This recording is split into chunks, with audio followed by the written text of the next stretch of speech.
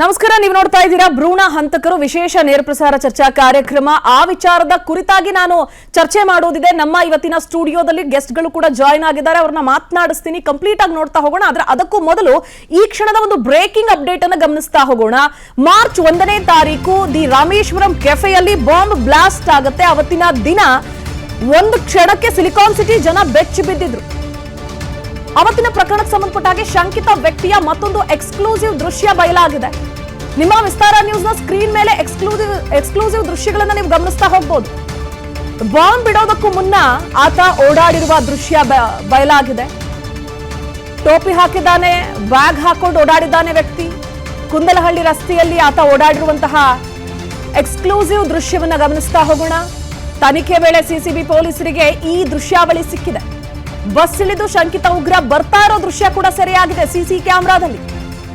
ಆತ ಯಾವ ರೀತಿಯಾಗಿ ಸಂಚು ರೂಪಿಸ್ತಾ, ಎಲ್ಲಿ ಟೈಮರ್ ಅನ್ನ ಫಿಕ್ಸ್ ಮಾಡ್ದ, ಯಾವ ಸಮಯಕ್ಕೆ ಎಂಟ್ರಿ ಆದ, ಆ ಕೆಫೆಯಿಂದ ಆಚೆಗೆ ಬಂದಿದ್ದ ಎಷ್ಟೊತ್ತಿಗೆ, ಇದೆಲ್ಲದರ ಒಂದು ಕಂಪ್ಲೀಟ್ ದೃಶ್ಯ 1, 2, 3, 4, 5 ಹೀಗೆ ಎಲ್ಲ ಆಯಾಮಗಳನ್ನು ನಾವು ಹಿಂದೆ ತೋರಿಸಿದ್ವಿ.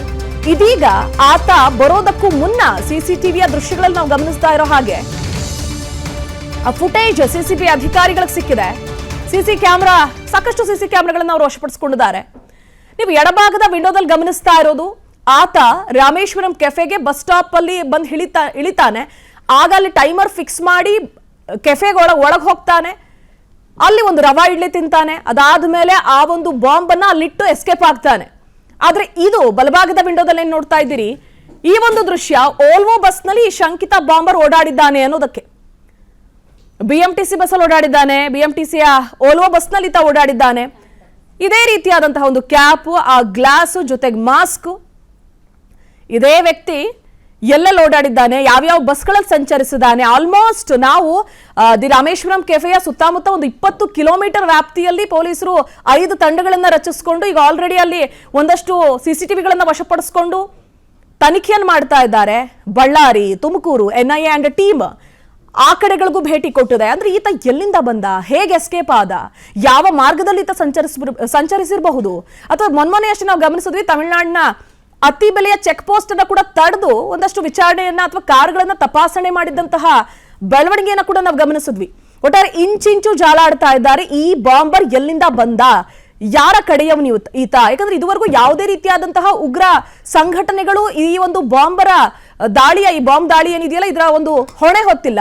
ಸೊ ಆದ ಕಾರಣ ಎನ್ಐಎ ಅಂಡ್ ಟೀಮ್ ಆಗಿರಬಹುದು, ರಾಜ್ಯದ ಪೊಲೀಸ್ ಅಧಿಕಾರಿಗಳಿಗಾಗಿರಬಹುದು ಒಂದು ದೊಡ್ಡ ತಲೆನೋವಾಗಿ ಪರಿಣಮಿಸ್ತಾ ಇದೆ. ಒಟ್ಟಾರೆ ಈ ಪ್ರಕರಣವನ್ನ ಆದಷ್ಟು ಬೇಗ ಭೇದಿಸಬೇಕಾಗತ್ತೆ. ಮೊದಲಿಗೆ ಒಂದಷ್ಟು ಸಹಜವಾಗಿ ದಿ ರಾಮೇಶ್ವರಂ ಕೆಫೆ ಸಾಕಷ್ಟು ಹೆಸರು ಮಾಡ್ತಾ ಇದೆ. ಬೆಂಗಳೂರು ಅಷ್ಟೇ ಅಲ್ಲದೆ ಹೊರ ರಾಜ್ಯಗಳಿಗೂ ಕೂಡ ಈ ಕೆಫೆ ಕಾಲಿಟ್ಟಿದೆ. ಯಾರಾದ್ರೂ ವೈಯಕ್ತಿಕ ದ್ವೇಷಕ್ಕೆ ಹೀಗೆ ಮಾಡ್ಬಿಟ್ರಾ? ಯಾಕಂದ್ರೆ ಸಣ್ಣ ಬ್ಲಾಸ್ಟ್, ಅದು HW ಅನ್ನೋ ಕಂಪನಿಯ ಬ್ಯಾಟ್ರಿಯಲ್ಲಿ ನಾವು ಪತ್ತೆ ಆಯಿತು.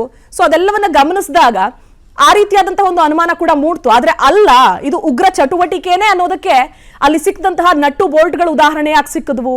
ಮತ್ತೊಂದು ಕಡೆ ಅಲ್ಲಿ ಅದಾದ್ಮೇಲೆ CM ಆಗಿರಬಹುದು, DCM, ಗೃಹ ಸಚಿವರಿಗೆ ಇಮೇಲ್ ಬಾಂಬ್ ಬೆದರಿಕೆ ಕೂಡ ಬಂತು. 2.3 ಮಿಲಿಯನ್ ಅಷ್ಟು ಡಾಲರ್ ಕಳಿಸ್ಕೊಡಿ ಅಂತ. ಅಲ್ಲಿಗೆ ಒಂದು ಇಂಡಿಯನ್ ರುಪಿಗೆ 2,73,00,000 ಅನುಕ್ಷಣದ ಸುದ್ದಿಗಳಿಗಾಗಿ ವಿಸ್ತಾರ ನ್ಯೂಸ್ ಯೂಟ್ಯೂಬ್ ಚಾನೆಲ್ ಸಬ್ಸ್ಕ್ರೈಬ್ ಮಾಡಿ. ಹೊಸ ಸುದ್ದಿಗಳ ನೋಟಿಫಿಕೇಶನ್ಗಾಗಿ ಬೆಲ್ ಐಕಾನ್ ಕ್ಲಿಕ್ ಮಾಡಿ. ಲೇಟೆಸ್ಟ್ ಅಪ್ಡೇಟ್ಸ್ಗಾಗಿ www.vistaranews.com ವೆಬ್ಸೈಟ್ಗೆ ವಿಸಿಟ್ ಮಾಡಿ. ಅಂಗೈಯಲ್ಲೇ ಜಗತ್ತಿನ ಸುದ್ದಿ ತಿಳಿಯಲು ವಿಸ್ತಾರ ನ್ಯೂಸ್ ಕನ್ನಡ ಆಪ್ ಡೌನ್ಲೋಡ್ ಮಾಡಿ.